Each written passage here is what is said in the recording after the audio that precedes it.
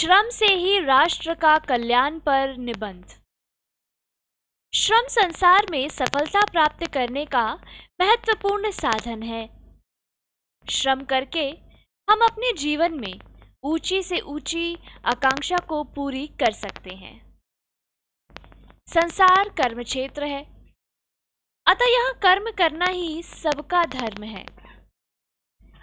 किसी कार्य में सफलता तभी मिलती है जब हम परिश्रम करते हैं।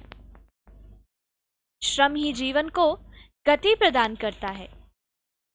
यदि हम श्रम की उपेक्षा करते हैं तो हमारे जीवन की गति में रुकावट आ जाती है। चींटी को श्रमजीवी कहा जाता है। वह श्रम करके एक एक दाना चुनकर संग्रह करती है ताकि वर्षा के समय उसका उपयोग कर सके। यदि श्रम नहीं करते तो हम अकर्मण्य हो जाते हैं।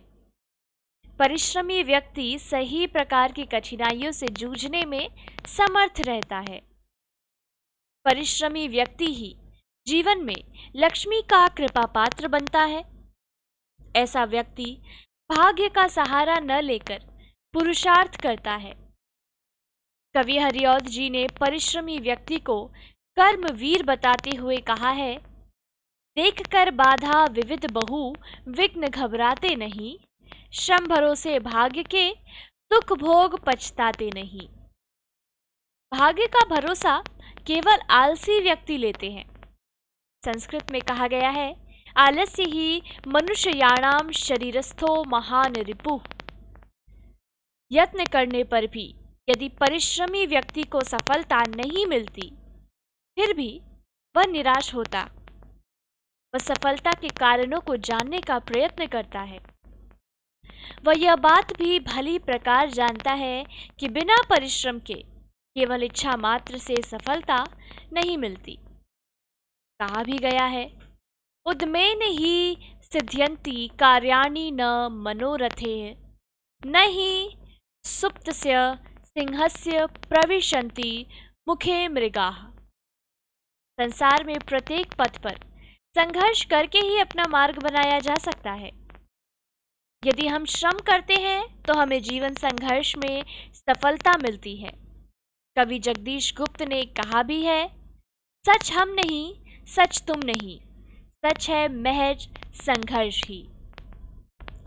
श्रम के बलबूते पर सामान्य व्यक्तियों ने भी बड़े बड़े साम्राज्य खड़े करके दिखा दिए।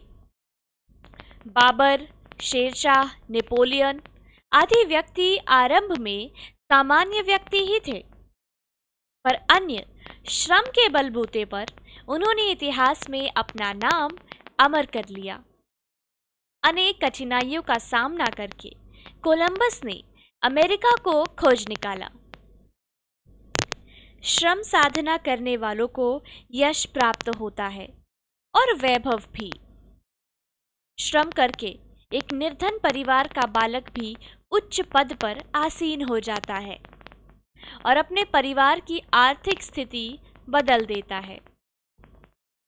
श्रम करके हमें अलौकिक आनंद की प्राप्ति होती है तथा परम संतोष का अनुभव होता है।